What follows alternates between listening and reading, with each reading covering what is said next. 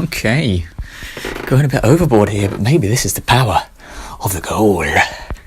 I've started watching Beauty and the Beast. I tried watching it ages ago, not that ages ago, because it only came out in 2017. And obviously I wouldn't have watched it while it wasn't in reasonably high definition. Anyway, started watching it before. Couldn't stand it mainly because I can't generally stand musicals, but this time I'm kind of looking at it through a more story kind of lens. Anyway, and there are a few problems I have with it right off the bat. So again, Jordan Peterson rears his ugly head. Rears and ugly rugs.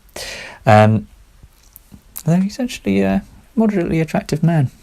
When he's now that he's going white hair and chosen to grow a beard, it's quite a formidable appearance. Anyway, he said that it's the kind of hero's journey for a woman, the perfect hero's journey for a woman, I think, at one point. Well, obviously the original one he was talking about, and also, I don't know if he said perfect, but something about it being a good hero's journey for a woman or something like that. But I just have a few of the problems for me are Belle, alright, I've only started watching it from I've only seen the first half of an hour or so.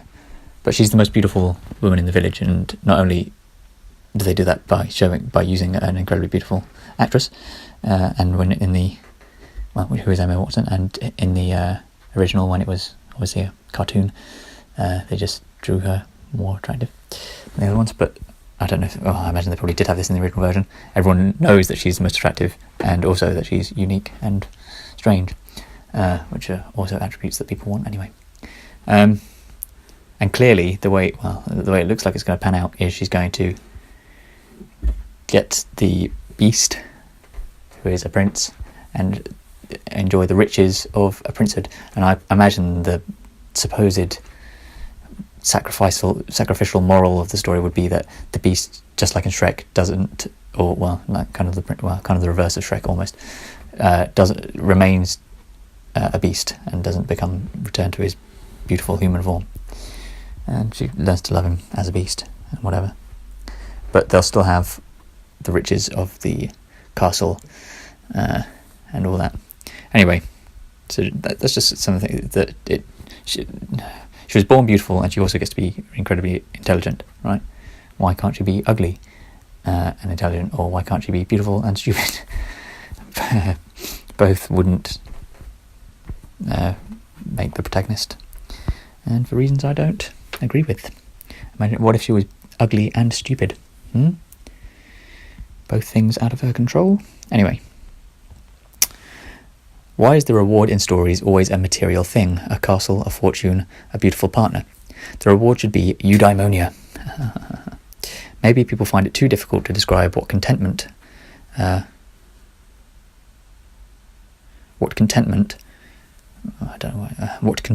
and being in a state of positive well-being feels like.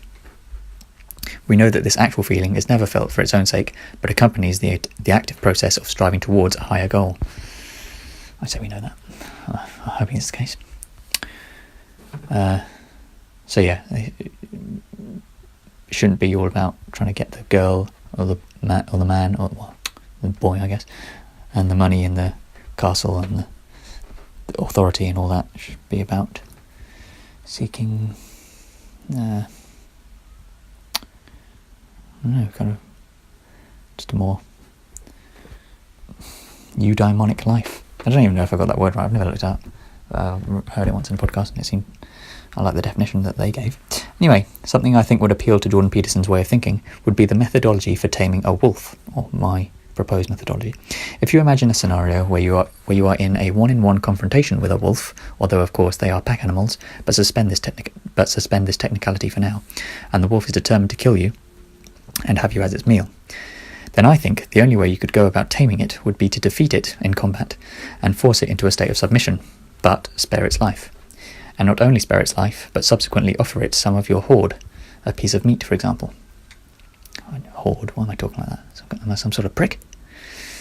How transferable this information is, I am not too bothered to decipher yet. And now here are some of the ideas that I want to include in the story. So he is in this confrontation with the wolf at some point, and he held it there until it ceased to struggle. The submission was a state inherent deep inside all animals. Just how deep in each was what could only be found out by once it was actualized. So that is a terrible sentence, but I know what I'm trying to get at, so hopefully I'll be able to change the words so that it makes sense. Remember, good is symbiosis and construction, and evil is obviously destruction, and zero-sum games and negative-sum games. That's something, I'm not sure I've mentioned this, but I'm really disliking Fortnite as a concept at the moment for two reasons. One, just a mechanical kind of reason, is that they have something called bloom, so the bullets don't fly straight, so they're introducing randomness, kind of gambling, which I imagine they know they're doing, and kind of capitalise on our gambling nature. Anyway, or kind of tendency towards gambling, whatever. Anyway, and also combining that random number generation aspect with headshots being double damage. So you get the rewards are, the risk is really high and the reward is really high, and the reward doesn't match the skill. Anyway, I'll stop saying anyway. That is a habit. I guess it's kind of like how people say like and stuff like that, and things. I'll try and get over that one. Remember, good is symbiosis and construction, and evil and bad would be destruction and zero-sum games. Oh, and also that's the other thing, sorry about Fortnite, I hadn't finished. Fortnite is an incredibly negative-sum game. When you're playing solo, it's negative 99 sum, because 99 people lose and you only get one winner.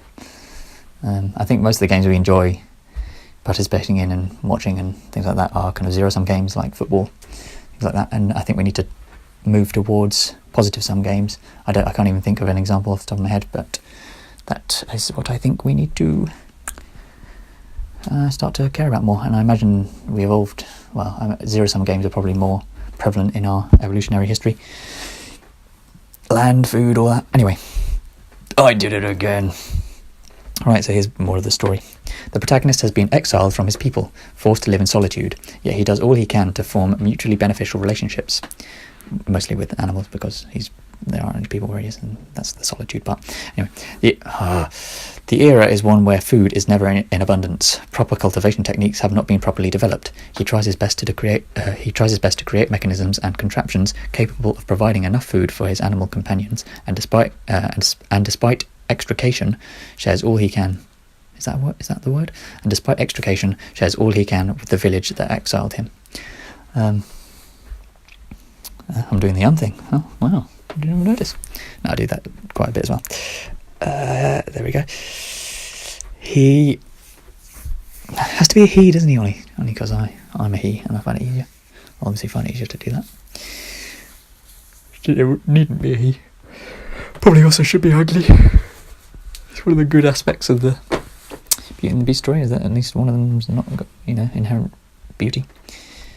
Maybe that's why he was exiled. He was so ugly that he was kicked out for being too ugly. No one wanted to have his children or something. I don't know, but I don't think it should all be about having kids and who has the best genes. Because if the moral of the story turns out to be, well, he's a really good person, he's obviously got the good genes, he was just born with them, and there's not much to that. Oh, well, he was really intelligent, I guess, and he could, So I don't know yet, I'm working it out. But there we go, I'll leave it there. Just quickly, a little addendum. I love doing these. I think I do know one of the aspects of the old wolf parable there. Is that the word? I don't know. Being how it would be transferable is that it's kind of a metaphor for how you should behave with cruel humans, bullies, per se. Of course, it depends on you being able to overpower them, or outmaneuver them, or whatever, outperform, I guess. But the kind of moral of it is the virtue of mercy, and without exercising mercy, you wouldn't be able to form that relationship which I'm saying is mutually beneficial and therefore symbiotic, and therefore, hang on, mutually beneficial, that's positive sum. I think, yeah, it has to be, right? And